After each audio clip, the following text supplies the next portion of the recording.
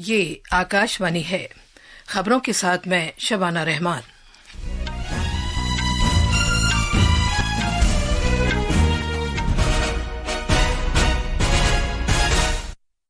BJP Delhi assembly इंतखाबात में आम आदमी पार्टी को इख्तियार से बेदखल करने की जानिब गामजन है।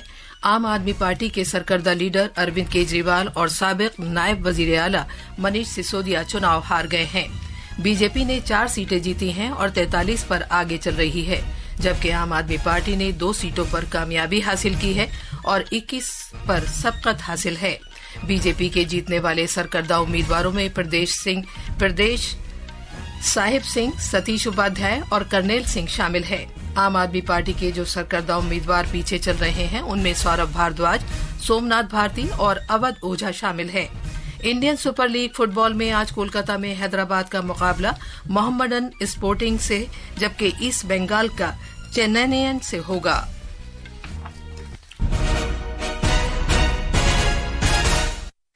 अब खबरें तफसील से।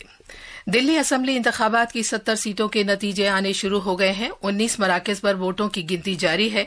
बीजेपी ने 4 और आम आदमी पार्टी ने 2 सीटें जीती हैं। इसके अलावा बीजेपी को 43 सीटों पर सबकत हासिल है, जबकि आम आदमी पार्टी 21 सीटों पर आगे चल रही है। शालीमार बाग हलके में बीजेपी की रेखा गुप्ता चुनाव जीत गई हैं, जबकि पार्टी के एक और उम्मीदवार मनजिंदर सिंह सिरसा राजौरी गार्डन से जीत गए हैं।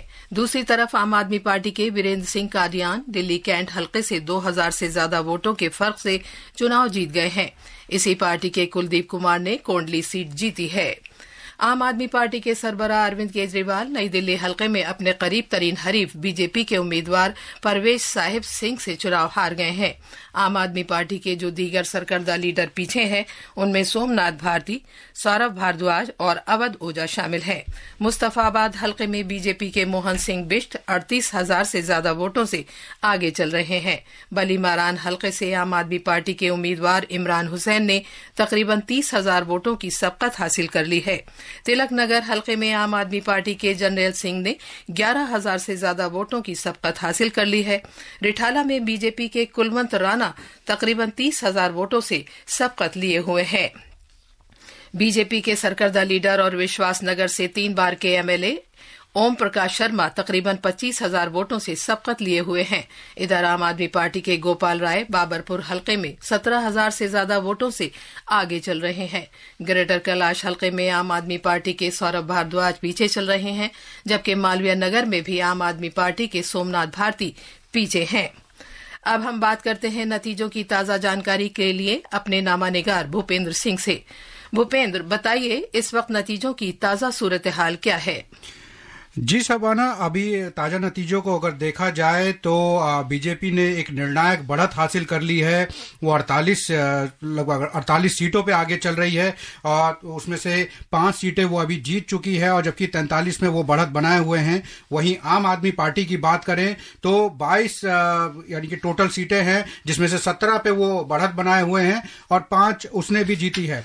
तो अब ये देखें तो नतीजों को अगर देखा जाए तो 27 साल बाद बीजेपी जो है वो दिल्ली में सरकार बनाने जा रही है और अगर आम आदमी पार्टी की बात करें तो उससे उम्मीद की जा रही थी कि वो चौथी बार भी सरकार बना पाएगी, लेकिन वो पूरी तरह से नाकाम रही है। और उसके कई दिग्गज नेता, जिसमें अरविंद केजरीवाल हैं, मनीष सिसोदिया हैं, दुर्गेश पाठक और इसके अलावा सौरभ भारद्वाज, ये सभी नेता प्रोमिनेंट कैंडिडेट जो हैं वो लगभग जो है कि उनकी हार एकदम निश्चित हो गई है और बीजेपी कई जो प्रमुख नेता हैं वो लोग अच्छी जीत दर्ज करने जा रहे हैं। शुक्रिया भूपेंद्र इस जानकारी के लिए। उत्तर प्रदेश में मिल्कीपुर असेंबली हलके के जिमनी चुनाव में बीजेपी के चंद्रभानु पासवान 40,000 से ज्यादा वोटों से आगे चल रहे हैं। तमिलनाडु में इरोड ईस्ट असेंबली हलके के जिमनी चुनाव के वोटों की गिनती भी जारी है। डीएमके पार्टी के चंद्रिका कुमार 29,000 से ज्यादा वोटों से आगे चल रहे हैं। चुनाव रुझानात पर रद्द-ए-अमल जाहिर करते हुए बीजेपी ने कहा है कि कौमी राजधानी के लोगों ने अच्छी हुक्मरानी के मॉडल को तरजीह दी है और बदउनवानी के खिलाफ वोट दिया है।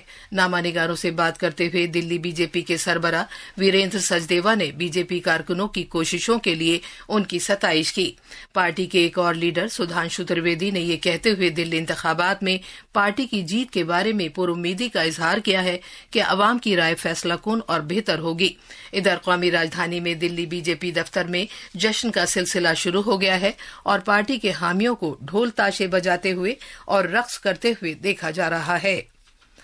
ये खबरें आकाशवाणी से नशर की जा रही हैं।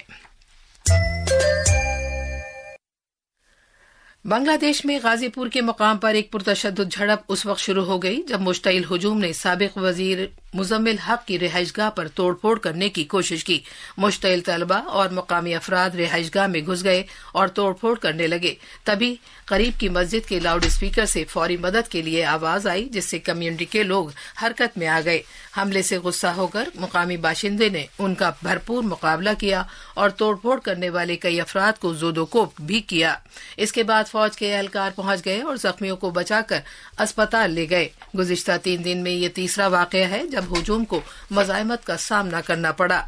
इस दौरान ट्रांसपेरेंसी इंटरनेशनल ने कार्रवाई न करने पर बांग्लादेश की हुकूमत को तनकीद का निशाना बनाया है और बांग्लादेश के इस्तेहकाम और जमहूरियत की तरफ मुंतकली के अमल में बहरान पैदा होने के खतरे के लिए खबरदार किया है। मुंबई में कल 4 औरतों समेत 9 बांग्लादेशी शहरियों को मुबैना तौर पर बगैर किसी कानूनी दस्तावेजात के भारत में मुकीम होने के सिलसिले में गिरफ्तार किया गया। एक पुलिस एहलकार के मुताबिक ये लोग चैम्बूर मैहुल में तकरीबन 5 साल से रह रहे थे। आरसीएफ पुलिस थाने के एहलकार के मुताबिक मुलजिमीन ने तस्लीम किया कि वो बांग्लादेश से ताल्लुक रखते हैं और मार्च 2020 से दुरुस्त कानूनी दस्तावेजात के बगैर यहां रह रहे हैं। भारतीय सिफारतखाने ने रियाद शहर के लिए रॉयल कमीशन में सिफारती क्वार्टर के दफ्तर के इश्तराक से मौसीकी के प्रोग्राम 3 जनरेशन 1 मेलोडी यानी 3 नस्ल 1 राग की मेजबानी की, जिसमें मशहूर मौसीकार अमजद अली खां की क़यादत में 5 सरोद नवाजों ने अपने फन का मुजाहरा किया। ये लाइव कॉन्सर्ट जुमेरात को कल्चरल पैलेस में मुनक़िद हुआ। उस्ताद अमजद अली खां का 3 जनरेशन 1 मेलोडी कंसर्ट रिवायत और हुनर का दिलकश इम्तिजाज था।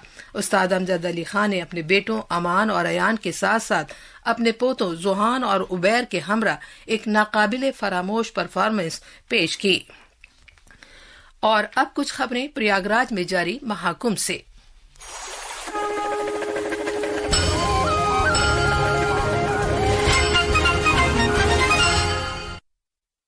त्रिवेणी संगम में मुतादिद अहम शख्सियात पवित्र डुबकी लगा रही हैं। हमारे नामानिगार ने खबर दी है कि सदर जमहूरिया द्रौपदी मुर्मू आने वाले दिनों में महाकुंभ जाएंगी। महाकुंभ में मकर संक्रांति, बसंत पंचमी और मौनी अमावस्या के मौके पर 3 अमृत स्नान के बाद भी अकीदतमंदों में काफी जोशो खरोश देखा जा रहा है। सियासत, सिनेमा और खेलों की अहम शख्सियात भी त्रिवेणी संगम में पवित्र डुबकी लगाने के लिए मुसलसल आ रही हैं।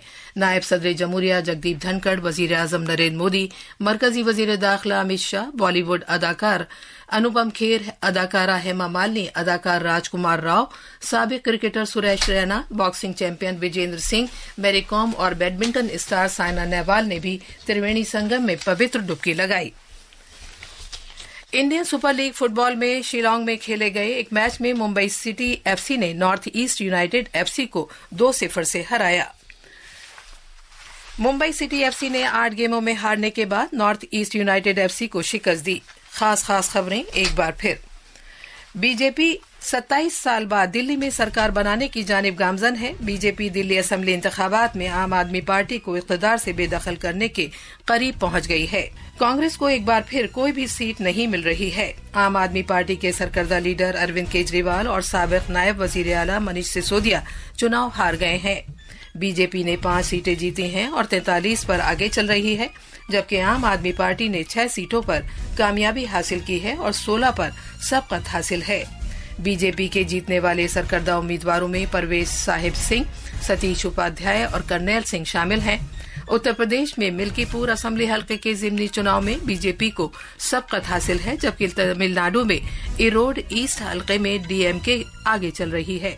और इंडियन सुपर लीग फुटबॉल में आज कोलकाता में हैदराबाद का मुकाबला मोहम्मडन स्पोर्टिंग से, जबकि ईस्ट बंगाल का चेन्नईयन से होगा।